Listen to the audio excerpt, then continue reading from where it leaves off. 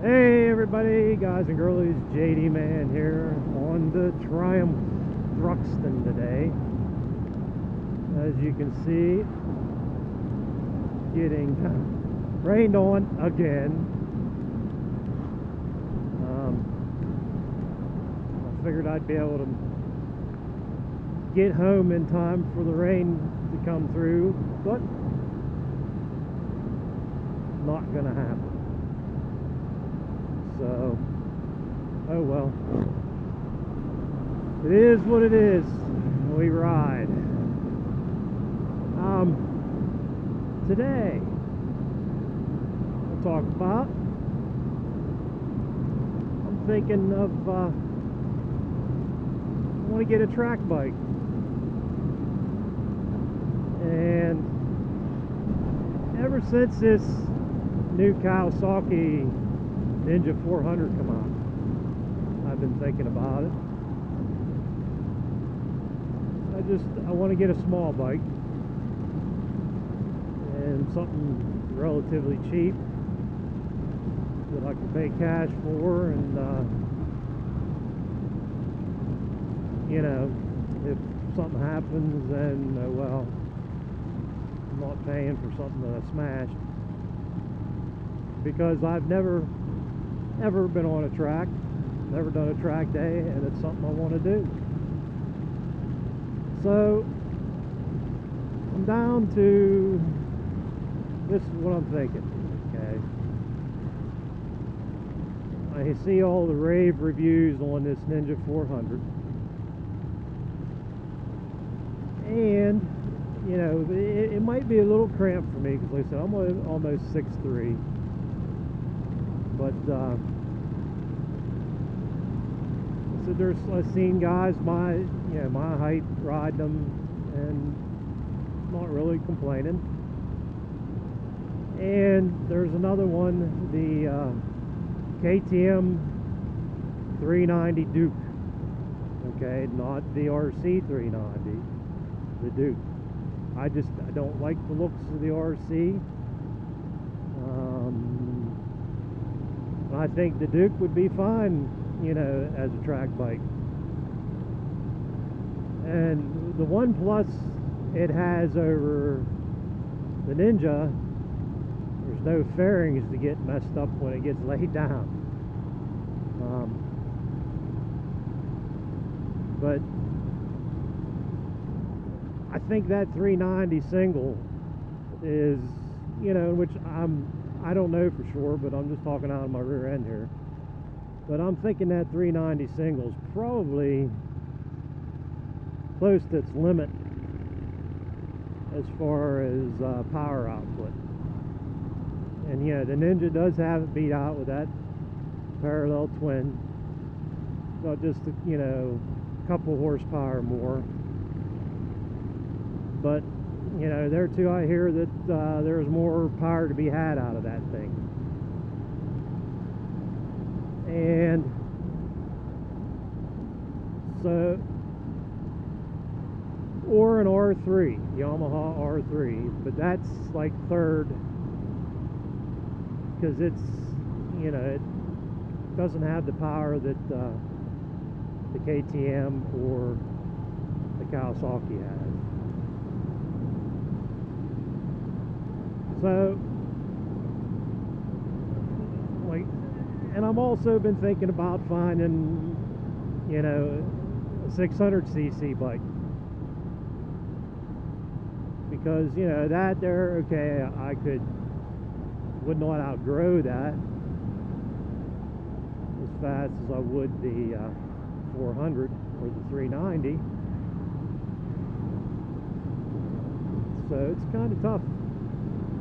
But you know, the 600 would be, you know, like an R6 or a CVR 600RR. I would be getting them used. I'm not paying that kind of money.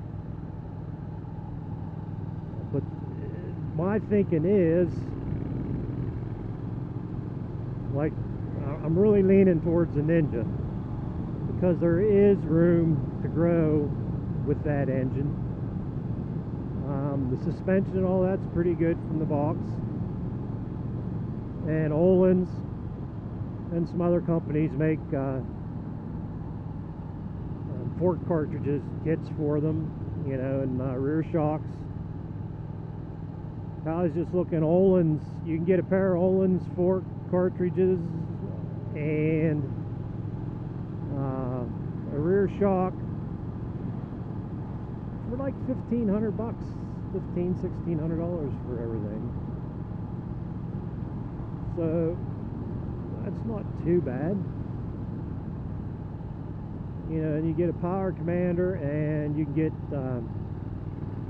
nice thing too, you can put a quick shifter on that with the power commander. Different exhaust, they have full exhaust you can get. So yeah, I'm really leaning towards the Kawasaki. Yeah, nice and wet out. So, and I gotta talk to my buddy that does that stuff. Because like I said, I have no clue. Never done a track day. See what he thinks. He knows my skill set. See what he thinks if I should just kind of go with a 600. But you know, later on, whenever I do get better, I could take the S1000 XR, you know, do like the old Cuban rider does, take her out on the track, because I'll tell you what, that bike goes. That would be no problem. Or even the Monster, you know, because I'm not going to be doing anything really wicked, because like I said, I don't have the skills yet to go out there and go full tilt. And I don't know that I'd want to do that on that bike. That's, you know, the guys that take their Panigales out in the track and all that, and more power, you know, more power to them, that they're not afraid. You know, that's where they say, you know, they actually own the bike. The bike doesn't own them. I give them credit for that. Oh my gosh, look at this. First gear, 10 mile an hour. This is crazy. This is crazy, man.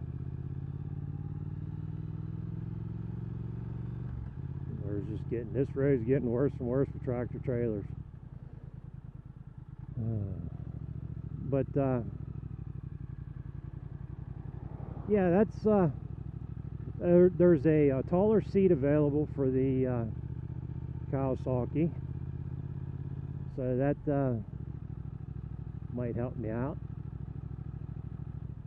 And you know, I've seen there's different rear sets, and you know, that you can get, and you get offset kit for them. And I've been doing a lot of homework on this thing, trying to decide what I want to do, because that is, you know, I want to do that. I want to try and be a well-rounded biker, so do a little bit of everything. So tell me what you think. Which way do I go? Should I go for the 600? You know, or start on the 400, get to know it, get comfortable with it on the track, you know, learn, get my chops, and then do some work, you know, some power mods, and get some more power out of it, and do suspension work, and then grow with it more from there. And then from there, make the leap to the S1000. You know, that, I don't know. That's what I'm thinking. You tell me. You guys, again, anybody, the Thruxton, again, I'm just going to say, if you're thinking about a Thruxton, go buy it. Quit thinking. 'Cause I love this bike. I mean, this is a great bike too. My only complaint about this bike is trying to find the dang tire pressure. You know, they have it on the headstock, and it's behind a bunch of wires. You can't see it. So I finally made note of it, so I don't have to keep getting the dang manual out. But other than that, I think if you want brake, the standard Thruxton is fine. I don't think you need an R unless you want the bling and the old ones and the brakes. But I think this suspension here is pretty dang good. The brakes aren't the greatest, but when these wear out, I'm going to put a little bit bitier set of pads on, and that'll be it. But yeah, back to the track bike thing. So let me know. That's something I'd like to get a little bit of input on. Like I said, I don't know anything about it. And then we got to do the whole track gear thing too. So, alrighty, everybody. This is JD Man. Gonna get out of here. Looks like we got through the rain. And stay tuned for videos. If you haven't, be sure to subscribe or like. Check me out on Instagram, JDman87. Put stuff up on there. So y'all stay safe out there. Take care, and we'll see you next time. Peace.